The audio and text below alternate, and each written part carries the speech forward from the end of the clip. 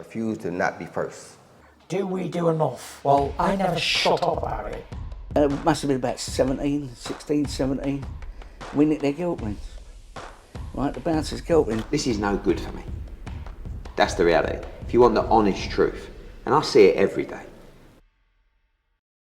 Hello and welcome to Raw the Fight Within podcast with myself, Kugan Cassius. Now this week, this podcast has a bit of sentiment to it and a bit of longevity and history. A lot of people will know the connection between myself and Robbie Lyle. Robbie, first of all, thank you for agreeing to do this. I know you're no worries, man. You're very busy, but if you declined this, that would have been you would have got a few phone calls off the back of that. How are you, first of all? I'd never turn down your thing, man, don't you? I'm good, man. Good. Bit stressed at the moment with Arsenal, you know what I mean? But it's a good stress. I just want to point out, I don't want to talk anything about kind of what's happening in the season, because when this goes out, we could be completely done or we could be somewhere near. So let's not even go into Well, either way, I'll be stressed, though, you know what I mean? Just to give everyone a timestamp of this is being done on the 18th of April, right? If there's any references, just to check back. But, yeah, Robbie, just a little bit of a history check, if you like, for people that don't know. Obviously, when I started IFL London back in 2010, with James Elder, you and your brother Laurie used to come and help me on loads of different trips, loads of different press conferences, etc., etc. So, our relationship actually stemmed before that, but we'll talk about that at some other point. But there is a direct connection here between IFL TV and AFTV. There is, 100%, you know what I mean? You kind of inspired me to do AFTV. You know what I mean? It was going and watching you doing your thing, you know, and just being impressed by what you did and seeing the sort of workings of how you could get content up onto YouTube and stuff like that, that made me think, hey, you know what, this could work for football, you know? So, no, yeah, you were inspiration for it. If you remember rightly, I wanted you to join me. You know, I wanted you to partner with me in it, but you were too busy doing this. So, but you did the right thing because, you know, this is blowing up, man. But so you inspired me to do this. I say it all the time. I tell everybody. I know, you know? You did it at your 5-year anniversary, actually. I remember the speech you gave. But I remember we did a transfer talk thing on iFilm London back then, where me and you went outside the stadium. I don't know if you remember this. We stood outside the stadium and did a roundup of the transfer rumours. It's still on the channel. Shit, I don't remember I might have to resend you that somewhere. But it's me and you standing there, and all we're doing is basically... You're probably there thinking to yourself, at that point, thinking, this could be actually good. There is a video. I don't even remember that. Yeah, we stood outside the Emirates. Yeah. And me and you were doing a thing where we were rounding up all the... It must have been pre-season. Yeah. Talking about all the potential transfers that could be coming in and out of Arsenal. Oh, wow. I don't know how long the segment was, but I guarantee you it's still on there. It never come off. Wow. Well, I remember the first video that we did, right, on AFTV, right? The very, very first video was it your cousin? Yeah. Your cousin who got accused of walking out of the Reading game. The Reading versus Arsenal game. 4-0 down or something. Yeah. And then I remember they had him on Sky and they go, look at this fan, like they almost say he's a disgrace, man. You know what I mean? Man's walking out. He walked out at half time and then we came back to win the game. Was that 7-5, wasn't it? Or something mad game with Walcott when Walcott scored, right? And then you contacted me and said, no, that was actually my cousin. Right, and he didn't walk out at half time. He was just going to get a drink. He went to get a drink at half time. He didn't walk out of the game. Yeah. And then you did an interview of him in your back garden or his back garden. In his back garden, where you're sort of talking to. And that was the first video we ever posted on the channel. If you go onto AFTV and go into like newest and oldest, go into oldest and look at the first ever video. First ever. Yes, it's first done. Ever. It says my name at the end of it. Interview done. It weren't you know, this is Arsenal fact. It was none of that. It was just me interviewing my cousin in his back garden. How is he? He's all right. He still goes. He's started his own podcast now. Probably off the back of you. Yeah. Oh, brilliant, man. Brilliant. So he's doing his own. I remember at that time, right? He had about 10 Twitter followers in it, and then when that thing happened, right, he just gained 1,000 overnight, didn't he? Yeah. Yeah, it's amazing, man. But yeah, a lot has obviously since happened. But just in reference with you, I know everyone kind of knows your profile and your scene and your involvement with Arsenal and AFTV. But from a boxing sense, and this is how I kind of want to kick this off, but do you remember the first ever memory of boxing that you ever had, whenever that was? Just as a kid. As a kid, yeah. Yeah, as a kid. Like my dad loved boxing, so the principal sports he loved were football, cricket, and boxing, right? And my earliest memories, right, of boxing was listening to boxing on the radio, like Muhammad Ali. Those are the days, back in those days, right? When I was a little kid, right? Those fights, you know, I don't think you got them. They had some that were live, but some of them you'd have to listen to on the radio. And so, I forget the term they used to use for it. Like back in the 40s, yeah? You're taking a piss now. God. You're taking a piss, right? But this probably would have been like 70s. And he would listen to those big fights on the radio. So I remember him listening to like Muhammad Ali versus Foreman on the radio. I can remember it. You know what I mean? And he loved boxing. So those are my earliest memories, listening and then starting to do all those big fights, you know what I mean? Because he used to love Muhammad Ali, and then Joe Frazier, Foreman, all that era. I knew all of that era, then going right up to, you know, and heavyweights was always his thing. He loved heavyweight boxing, loved it. And then my other big memories was like that golden generation of the middleweights. When you had Marvin Hagler, Leonard, Hearns. Those days, man, those are incredible. I even still watch some of them old fights now.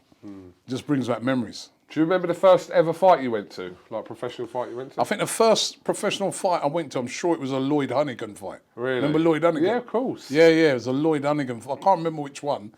But I remember, because I remember Lloyd, I used to like Lloyd Hunnigan, man, because he used to have this little, them times I was really into my music, them times, music day, and he used to be the ragamuffin, man. That's what he used to call it. And ragamuffin was sort of like a saying, a Jamaican saying, you know what I mean? Like, yeah, man, ragamuffin, like I'm kind of a bad man type of thing, you know what I mean? You know what I mean? A bit rough around the edges, but bad man, you know what I mean? And Lloyd Hunnigan was real, I used to like him, man. He was like proper, what we'd say now, road man, you know what I mean? So I could relate to him, you know? So Lloyd Hunnigan, I don't know, you know what? I used to watch, and I still watch, a lot of boxing. I've always loved boxing, always. Well, was there someone specifically, you mentioned Lloyd Hunnigan, but was there anyone specifically growing up that's kind of almost you could put as an idol of someone who got you into the sport? It's different with, I always say with football, because you tend to support like the team first of all, and then you have heroes based in the team. But with boxing, obviously an individual sport. Was there anyone that got you into it? Muhammad Ali, man. Muhammad Ali, I still to this day is one of my idols. Muhammad Ali, you know, the fact that, you know, when you look at what he did, you know, he did it with style. He was the best boxer. He took up every challenge, unlike a lot of the fighters now. He took on every challenger, because remember in those days, the fighters he was up against, man, like George Foreman, Fraser, Ernie Shavers, all these men, right? He fought everybody. But then also, if you look at, you know, what he represented, you know what I mean? He walked away from the sport because he stood by his principles. You know, because he weren't going to fight in the war in Vietnam, even though it was before my time.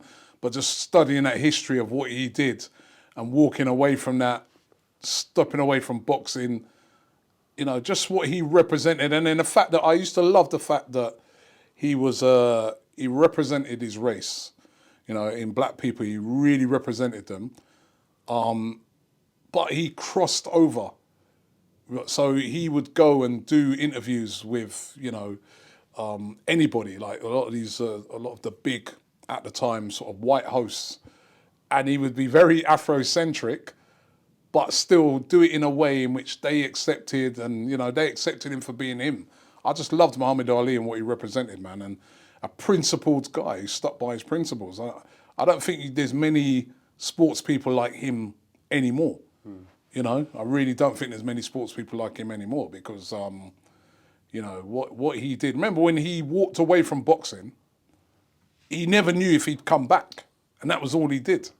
You know, so yeah, he's my hero. And I used to love Marvin Hagler as well, man. I just loved the way he didn't say much, but he's just ruthless in the ring.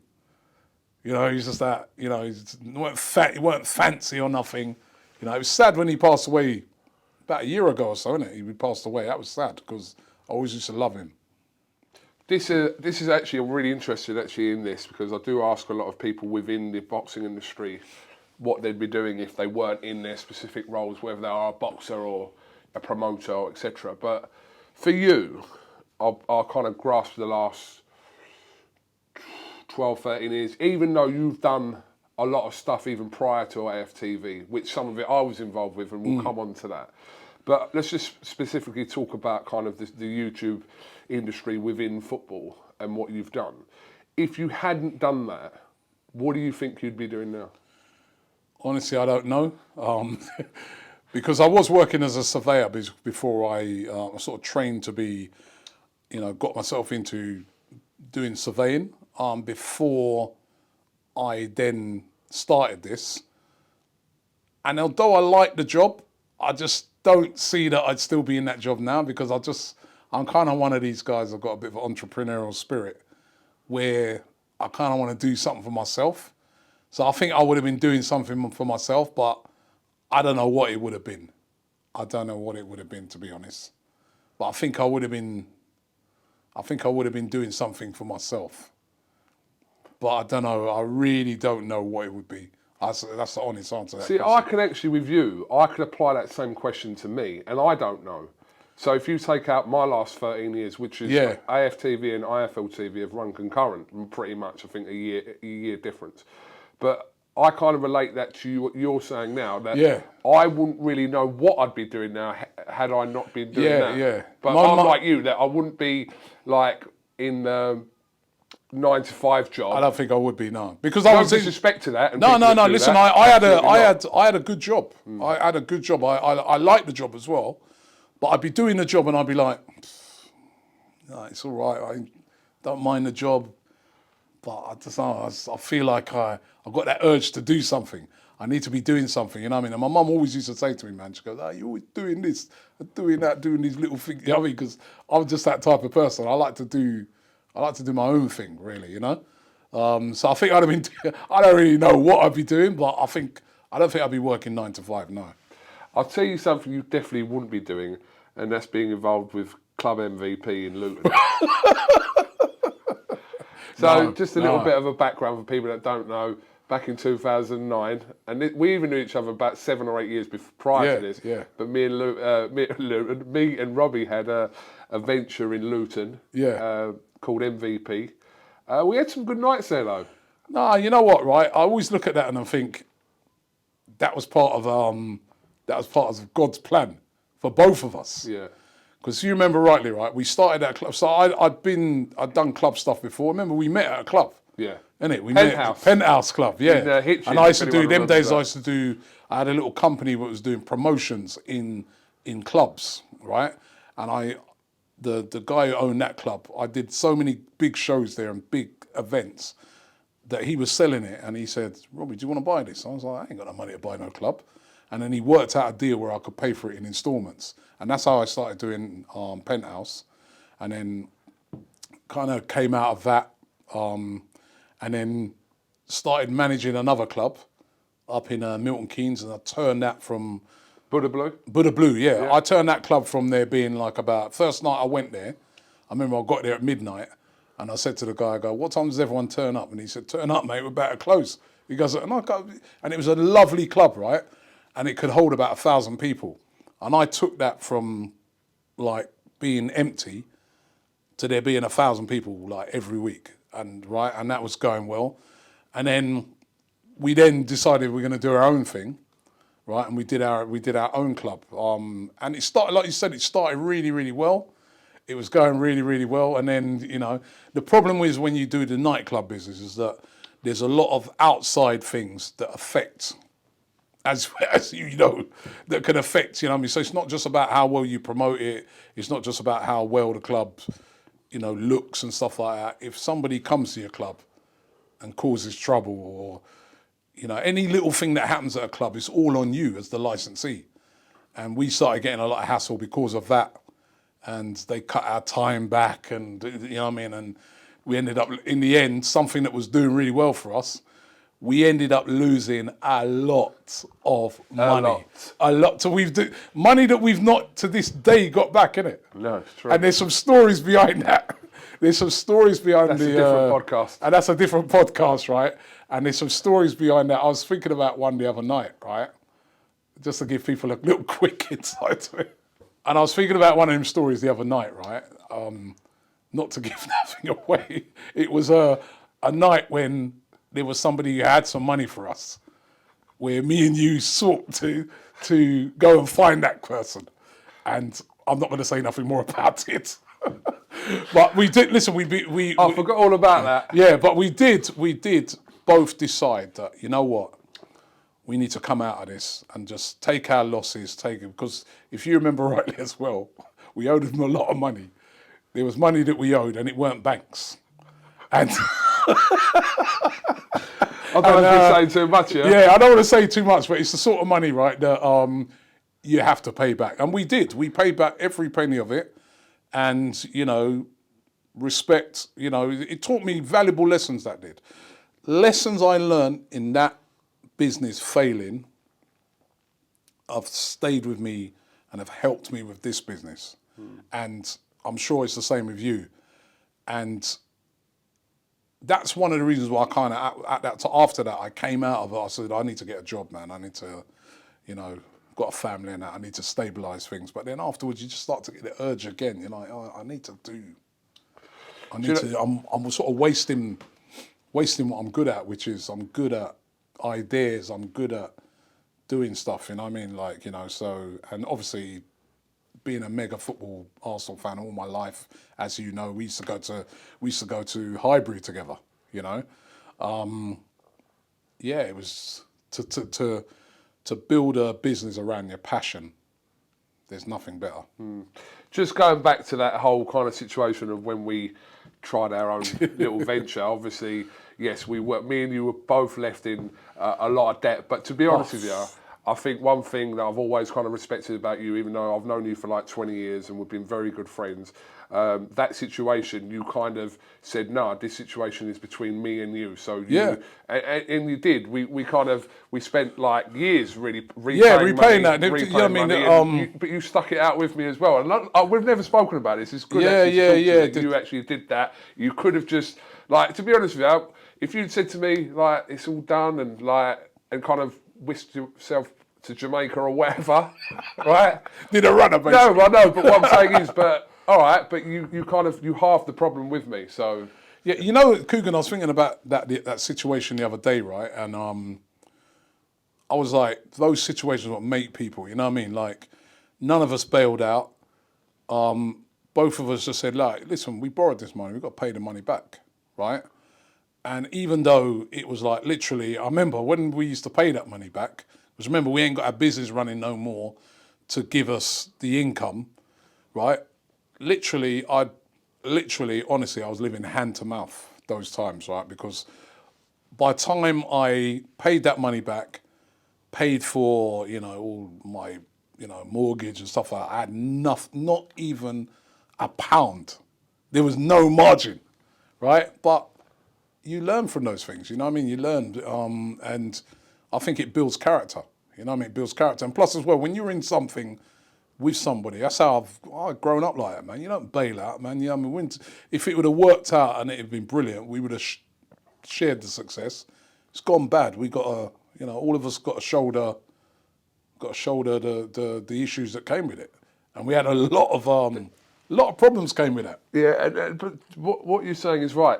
For yourself and for me, that was a pivotal part of our life because that led us into the fields we're in now. Obviously separate fields, but identical fields in terms of kind of the whole YouTube industry. But I think that moment there set me up to kind of go a different way, and it also did for you. So that really, now looking at it, yes, lost money, but in hindsight, at the time, I'm like thinking to myself, not only I couldn't understand the position we were in because we were running a successful club.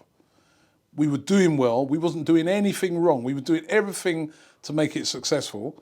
But yes, there was outside things that affected us that caused the demise of that that club, and also people that were against us, right? But then now I look on it and I say it's part. Yeah, I look on it and I think it's part of a plan, man. Because we weren't supposed to be doing that. We're supposed to be doing what we're doing now, you know. So yeah. Well, look, this next question, you might even refer this back to then, I don't know, but tell me about a time in your life that you were fighting a losing battle. Was it then? That was. It seemed like a losing battle then. I question prior to that, but yeah. You know what? It seemed like a losing battle then because you know what I mean. As I said, we did everything. I just felt like we hadn't done nothing wrong. I felt at that time really angry, right? Because I was like, what have we done to deserve this position that we're in? You know what I mean? We haven't done anything wrong. We're doing everything in the right way. We're being professional. And then just outside things affected us, and then, as I said, people being against us. So that was definitely one of those times, man, when I was like, you know, I've had some of those times even since I've been doing like AFTV as well, where I'm like, you'd be getting criticised even sometimes by your own fans, like your own Arsenal fans, and be like, oh, you're only in it to make money, and you're in it. And I'm thinking to myself, bro, we don't charge for content. We don't, you know what I mean? This is free, and you don't have to watch it if you don't want to. And we work so hard, like, you know, I put so many hours in to provide this, you know, and you're still coming at me. And I used to at first think to myself, what's wrong with these people, man? I'm like, I've seen people accuse you of only supporting Arsenal when you started the channel. I only supported Arsenal since you got the channel. Oh, you're a Luton fan. All this bollocks, man. And you think to yourself, what's that? But then you start to realise that actually this is what happens when you're starting to be successful. This is what happens. These are the sort of things that comes with the territory kind of thing. I'm sure you get it in the boxing thing as well. So yeah, you know what I mean? You have to embrace these situations now, innit? Right, this next one, usually ask it to fighters, but I can ask you, because I know you've got a few brothers and you was a bit wild back in your day. I know you was, Robbie. But, hey, careful. So I would say to a boxer outside the ring, but do you remember as kind of growing up, any kind of your altercation or like fight you got into that sticks in your mind, like growing up as a child or into your teens? I don't really know, because I didn't know you at that point, so I don't know whether I know like your brother Laurie boxed, etc. But for yourself, do you remember any kind of altercations you've had? Listen, right, when I was in the music business as an artist, reggae music, yeah. Proud to be black. Yeah, my tune Proud to be Black, which went to #1 in the UK reggae charts, and I used to do a lot of touring around the place, and I used to get into a lot of altercations, man, because like you're in a field where, you know, it's a very aggressive field. It was a bit of wild west in those days, and you know, so you get into arguments a lot of times with people, you know. I mean, for instance, like you perform on shows sometimes, and you come off the show and you've agreed to, you know, get £500, and the promoter's just run off and gone. So you've got to go look for the promoter to find him, and so I had loads of. Listen, I've got so many. I probably got more altercations than half of your fighters there. You know what I mean? I've had situations where, you know, I was at a club one time with my cousin, right? Well, it wasn't a club, it was sort of like an event that was going on. And there was a geezer walking around with a bag, right? It was our event. So we were you know what I mean? Our sound system was playing in there, and we were doing the door, and some guy came, and he just walked past the doorman and came in and everything. And he was walking around with like a bag. You know them bags what you have football boots in? The football boot bag. Yeah. Right? A duffel bag? No, these little bags. Oh, all you do, you put your football boots in them. Right, okay. And he had that, he's walking around. And then like the doorman goes, yeah, he just walked in. And so we went up to him and confronted him, me and my cousin. I go, yeah, what are you doing? You can't just walk into it. And he goes, why not? He goes, I live around here, man. He goes, I live around here, walk where I want. And we said, nah, man, you got to say, listen, you're going to have to come out now, right? And he just unzipped the bag and he took out some gun there. It was like, you know, like in the Westerns, some old thing. That's why I knew it was real as well, because like some old gun. And he goes, who's going to get me out then? And we just say, all right, cool. cool, right? Cool. But funny enough, right, we said to him, cool. And he's going, oh, I thought so. And I said, actually, put that away, man. I go, are you coming in there with him? And I started like saying those sort of things to him, and then he put it away. And then eventually he just left the dance anyway, right? And then afterwards I was thinking to myself, how stupid was I, man? God, the guy could have flipping shot me, you know what I mean? Right. But yeah, man, in the sound business, anybody who's involved in the music business of reggae music back in the 90s, back in the 2000s will tell you, man, you know what I mean? It could be quite scary at times, you know what I mean? Because some of the people who kept events could be quite dodgy, you know what I mean? But you're having to be, you know, as an artist, you're on those events and in the sound system. But I loved it. I actually loved those days. And it's only now when I look back on it, I was thinking, geez, man, that situation there I was in, and this situation here I was in. And when that person was looking for me just because he didn't like the lyrics that I chatted about him and stuff like that, it was a lot of childishness, to be honest. Did you get into like fights as a kid? Not really, you know, not really. Did your brother? Did Laurie did? Yeah, he did. He got into more fights than me. I could defend myself. Laurie gets into fights now. Yeah, you see, I'm more sort of cooler than him. I'm a person like my tolerance is really high, but then when I lose it, that's it. It's over. I find it hard to go back. Whereas with him, he's like, he'll snap quick. You know what I mean? He'll snap quick. Where I've learned, especially, you know, later on, to just really just control that and just really not worth it. But yeah, I got into a few fights, you know what I mean? But I wouldn't say I was like every week fighting. On the whole, because I'm quite a big guy, you know what I mean? You know what it's like, there's a lot of bullies out there. So when you're quite a big guy, people, they kind of leave you... Weigh up the situation and things. Yeah, they weigh it up, you know what I mean? You go, yeah? You say, what are you saying? And a lot of them be like, yo, boy, all right. And then them days, you know what I mean, I could look after myself, man. I used to play rugby them times as well, hard. I was really, really good at it, man. Probably if I was still playing, if it was these days when money was involved in rugby, I might have pursued it even more. But I paid for the county and things like that. So I could look after myself, man. I could grapple man down and lick them up if it needed. I did a bit of boxing. So I was, yeah.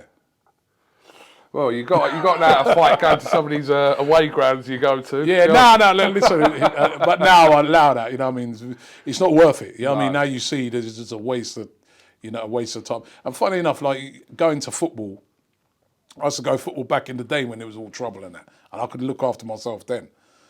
But you just learn over the years, man, what a waste of, you know what I mean? So many people just get themselves in unnecessary problems through fighting, and the best way to take it out is in the ring and things like that. You know? So, away from football industry or the YouTube industry, what are the everyday battles in life for you when you wake up in the morning? What are they? Everyday battles. Yeah.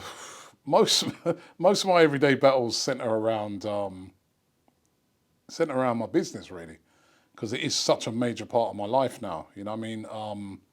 Obviously, there's family, and you know, trying to balance that as well. But you know, my main battles are around, you know, when you run a business, when you own a business, run it, when you've got like, now I've got about 22 people working for me, right? You got to keep that running, man. You got to keep that. That's, I think, most days, you know, I always look on it and say, as long as I stay healthy, you know, I'm going to be all right, you know what I mean? Because I'm a fighter, so... But I always really want to make sure that this business is successful, not just for me and my family, but also for the people that work for me as well. You know what I mean? I think it's important that, you know, it's important when you're doing a business that, you know, the people that you're working for, you're looked after and feel secure and comfortable in what they're doing, you know? So that's important for me. I kind of gathered that this would be the answer because I know that one thing specifically I know about you is that I know that the business that you've turned into a business over the last sort of 12 years or whatever, I know this will be for you 24/7. This will be your life. And you've got kids and you've got family, etc. But I know that this aspect of it, you won't take days off. Nah, man, I work hard, man. You know what I mean? I'm like, you can't make no one outwork you in this business, you know what I mean? And this business, especially in football, is like 24/7. There's always something going on, you know. So yeah, I probably work too much sometimes, you know. But the challenge is also having that balance with your. But I do a lot of things, you know, even with my kids and stuff like that. So, but the battle every day is to make sure this is successful, you know. The last time I see you cry, I think we got battered about 12-0 at Old Trafford about 10 years ago. And we probably had Oleg Luzhny and Stefanovs in the defence. But I don't really know, as long as I've known you, I still don't really book you as an emotional person. I mean, when's the last time you were fighting back tears? Probably when my dad passed away. Yeah. You know what I mean? When my dad passed away, even though, you know what I mean, he'd had a great innings, you know what I mean? He was 92 when he passed away. But he was such an inspirational person for me. And also, it was sort of during the COVID times. So he didn't die of COVID. He sort of fell ill just before then. But, you know, because of those times, people, like, we couldn't give him a proper funeral at the end, you know what I mean? Because you could only allow 6 people to come and stuff like that. And that's why I get pissed off with, like, even when I see these things with Boris and that, to know that those politicians were, because I was following all the rules and we were following all the rules around it. And to know those politicians were there taking the piss really pisses me off, you know what I mean? But It directly affected you. yeah, because, you know, those are sad times for me, man. You know what I mean? When I think about it, and my dad passed away during that time. So, yeah, that would be the last time, definitely, I was in tears. You know what I mean? I had a lot of tragic times, you know what I mean? There's some tragic times with my brother, you know what I mean? He lost his daughter, you know what I mean? And his granddaughter, you know what I mean? So there's been a lot of tears over the years, man. You know, a lot of very sad times. As you know, and that's been amongst the, you know, those have been amongst the times when people are saying, "Oh, everything's going great. Oh, you lot are flying," but you know, you still got to hold it together. But in the background, I've had a lot of things like that happen, which have been really hard to do. The one in particular with my brother and his daughter, that was really, really, really hard, you know. So, yeah, this, you know, I cry, man. You know what I mean? You got to allow yourself to cry, not just when Arsenal are losing, but there's things that are way, way, way, way bigger than that. You know. So, and I've learned over the time, right, that you got to let your emotions you can't just hold it back. You know, we've had friends pass away, and that, even on this channel, I remember when Claude, who, you know, when he passed away, that was a really sad time, you know.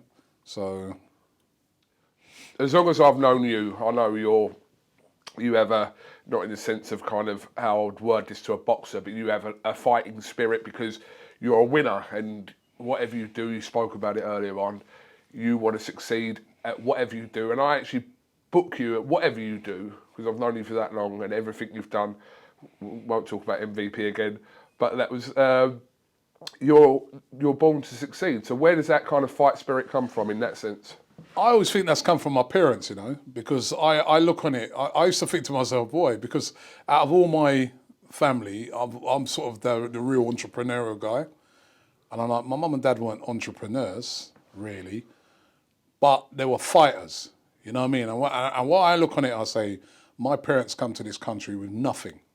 When I first went back to Jamaica and saw where they lived, because growing up as a kid, they tell you, they go, yo, you think it's coming like what you have? No, we never used to have this. We live in our one house with 12 hours, we live in, and I was just thinking, you think to yourself, yeah, okay. But then when I actually went to Jamaica for the first time, and I saw where they lived, particularly my dad, I'm like, Jesus, just like an old, bit of a shack, you know what I mean? Like, you know, there was like 8, 9 of them in there. My mum, there was 13 on the side of her family. Came to England, no money, just came to England because at those times, I think in the late 60s, they were asking people to come over to this country to help out in, you know, to work in the industries. Came, no money, worked hard. My dad was a plasterer. My mum worked as a cleaner, worked hard, ended up buying his own house.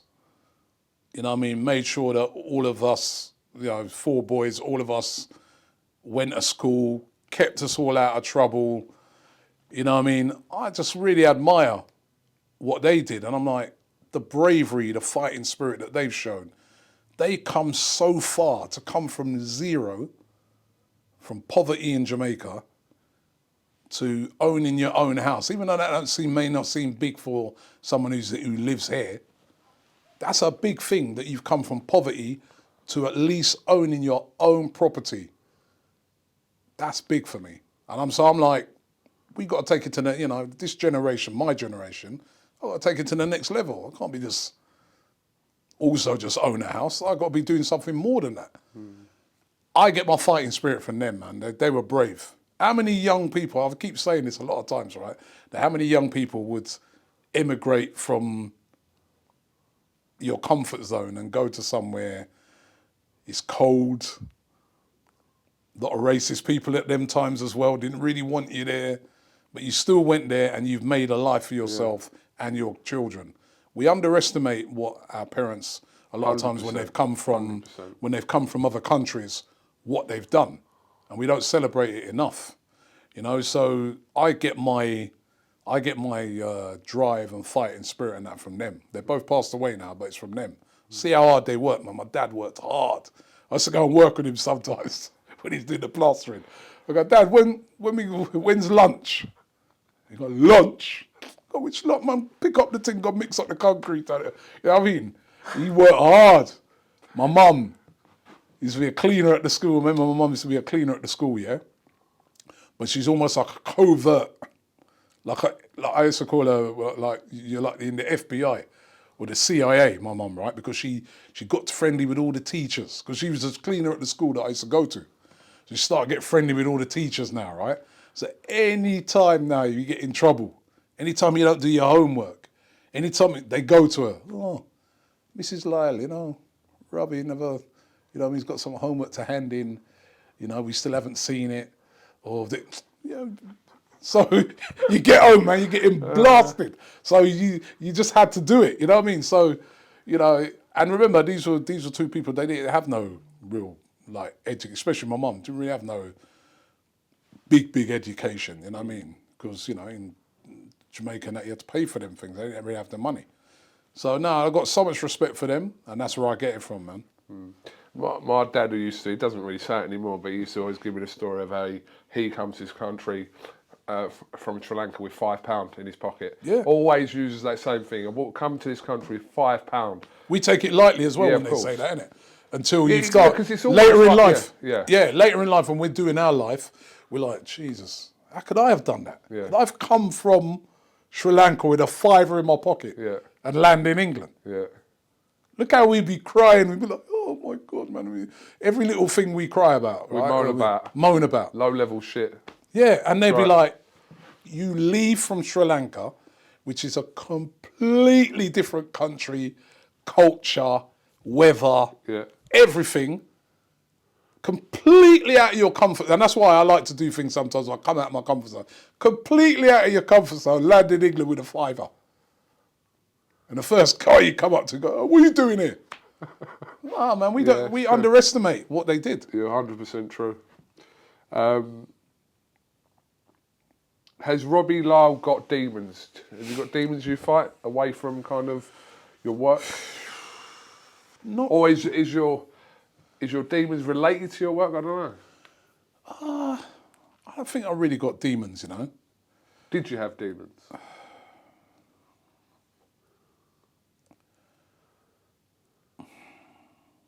No, I don't think.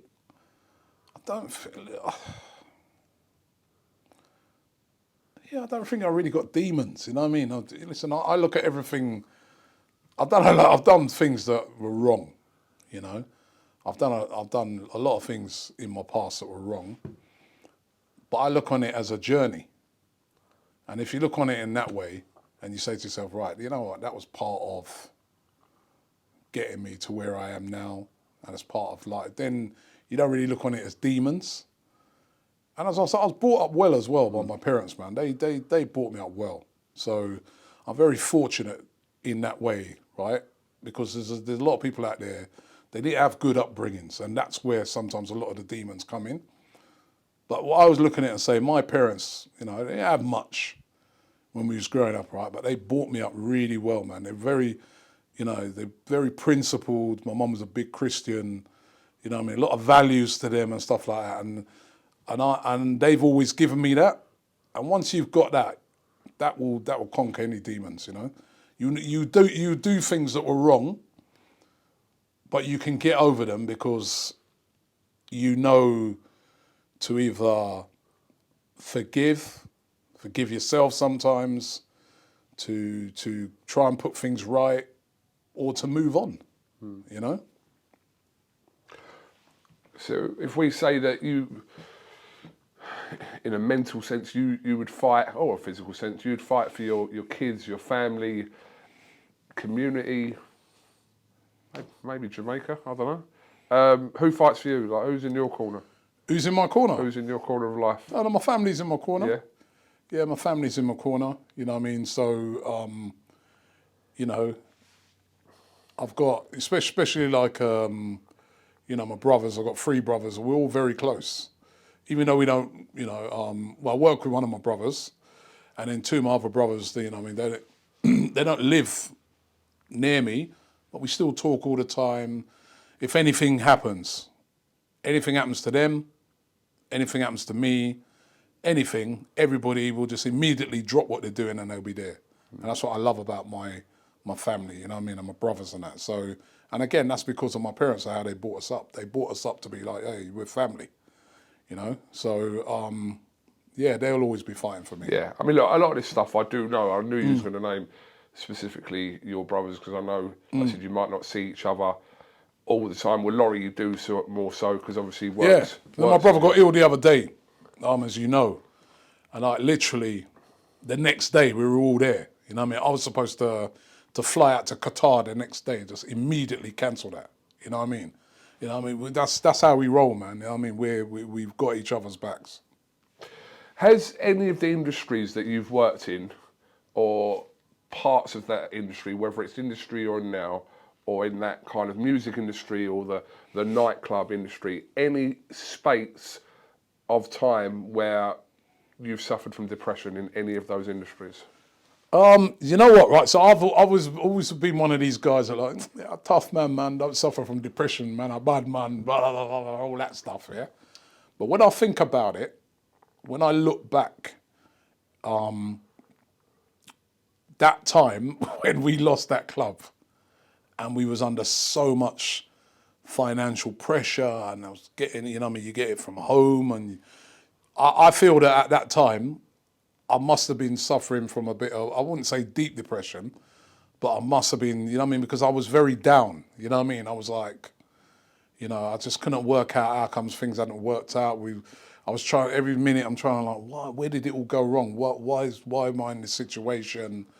And I think for a time I was very down, and then I had to kind of lift myself up and say, yeah, no, come on, man. Let me go and get a job. Let me go and get, what can I do? You know what I mean? So I kind of lifted myself out of it then.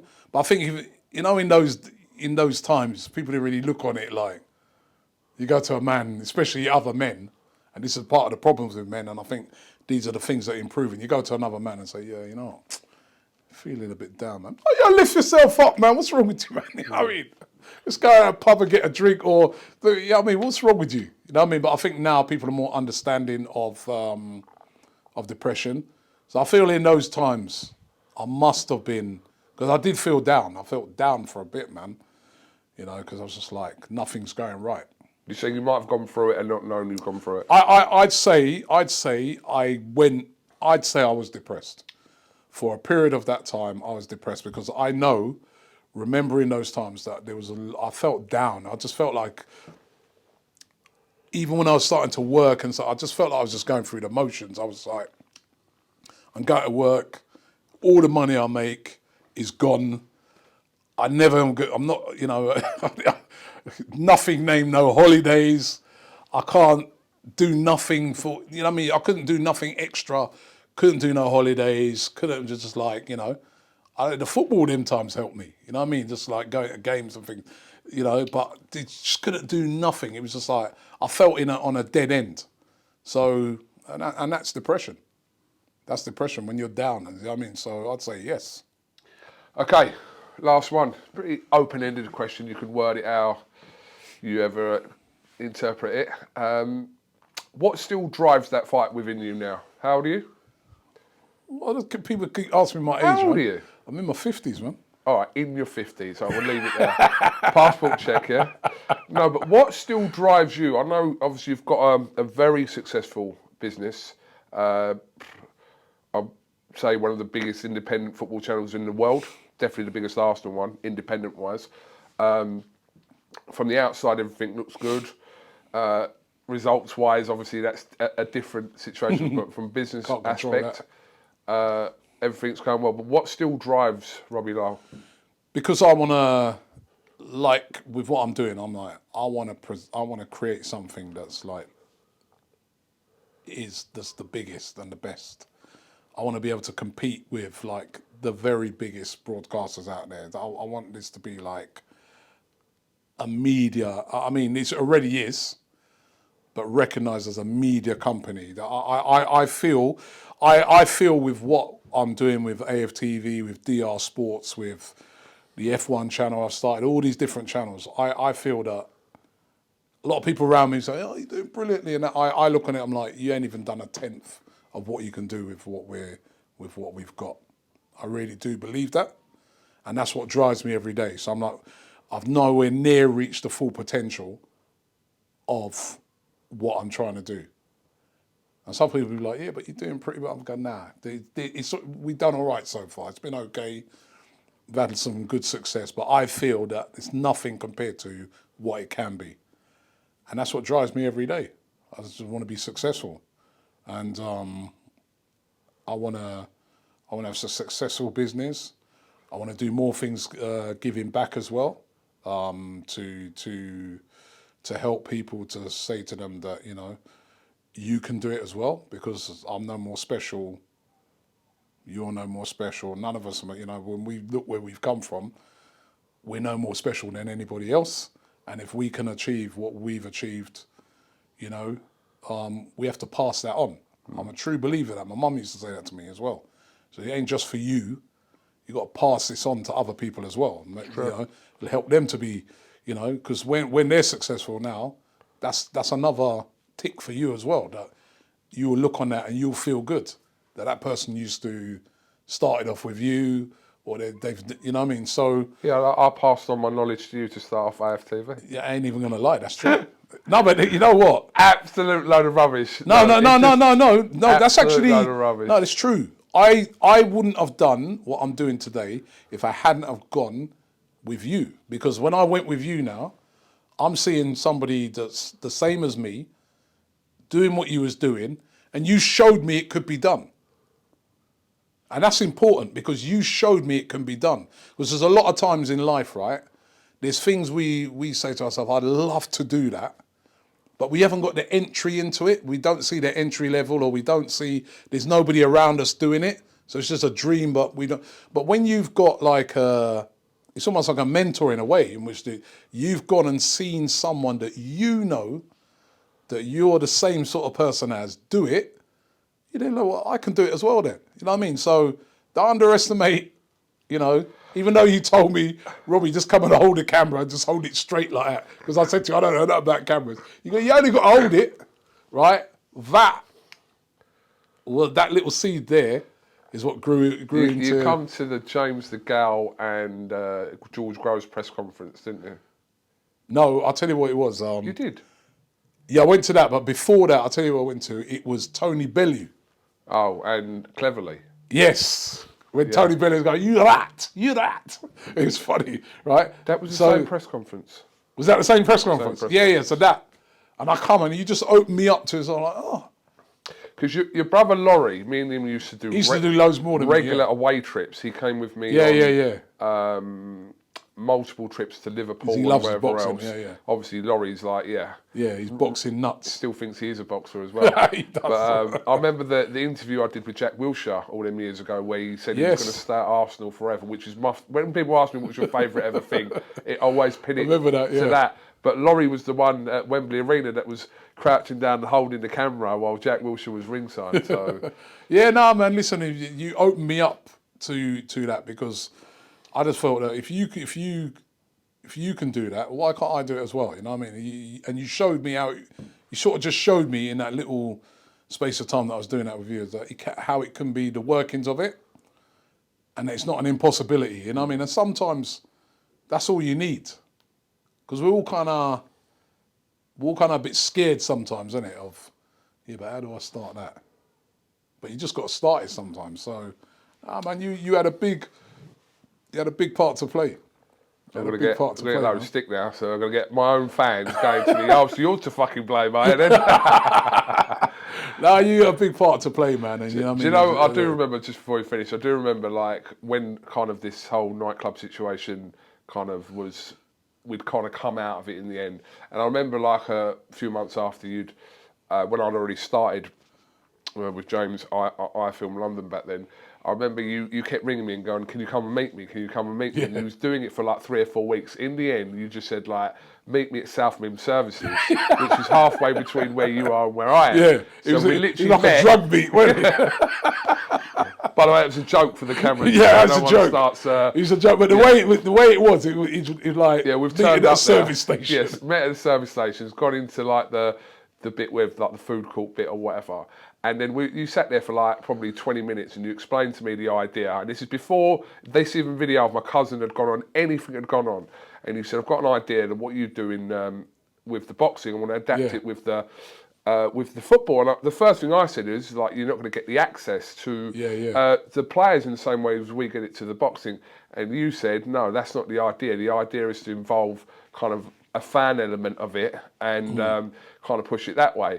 And we spoke about it and I thought, I've been doing mine for like a year, maybe 18 months, and it was just started to kind of take off. So I remember saying to you, time-wise, with games being on a Saturday, predominantly, in the midweek, I couldn't commit to doing it. So I probably reluctantly at the time passed, because people always go to me, well, why didn't you get involved in it? Because my IFL TV would have probably have suffered had I come. It would have been one or the other, probably. It would have been one or the other. So I regret part of it. Maybe I should have just taken a little stake in it at the time, innit? You should have bought your cameras at the time, right? No. You don't know how gutted I was, right, when I was driving home. Because I was driving home after that and I was like, I'm driving home and I go, what am I going to do now? Because I go, I don't know nothing about filming, editing and shit like that. And I know that Kugan would have brought that to the table. And I was gutted. And then a couple of days later, I was just like, nah, man, just going to have to do it, innit? Just have to do it, you know?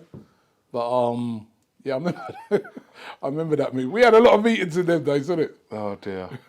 I remember one time there was a meeting we were supposed to go to. Oh, can we not talk about that one? Can we not talk about that one? And we can make a film, you know? That was we can make a film. That was an uncomfortable meeting. But we can make a film, you know? We can make a film, bro. You know what I mean? A lot of people don't know stuff, right? I know. They don't know stuff. That was me and you and about 15 geezers, honestly. Yeah, trust me, come to kill us, right? Just a lot of people don't know. Just me and you. I don't remember. Hey, I'll tell you, man. You know I what I remember mean? one of them went to me, oh, that's Ricky Hatton's bodyguard there, because I've just done the Ricky Hatton thing. And there was, I'll talk about it on camera. So I've just done the Ricky Hatton thing with him in Vegas. So that's right. Little did they know, hey? Little did they know. The bodyguard is a teddy bear. Oh my God. Okay, Robbie, listen, this has been good, and I think it's good that we spoke about stuff on my platform.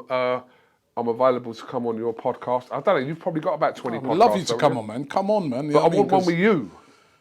Just me and you? No, not just me and you, but I want you involved in it. I know a few of your other boys in that. Yeah, of course, man. I want to do one with you. All right, let's do that, man. That's you know, you're at our studios now, so you know we can.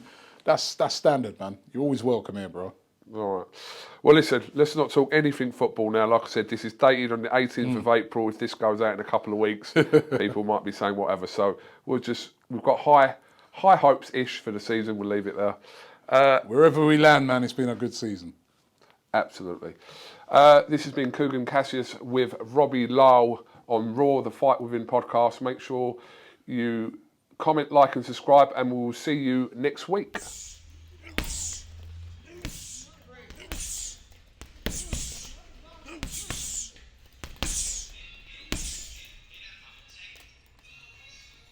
I refuse to not be first. Do we do enough? Well, I never shut up about it. It must have been about 16, 17. We nicked their guilt rings. Right, the bouncers' guilt rings. This is no good for me. That's the reality. If you want the honest truth, and I see it every day.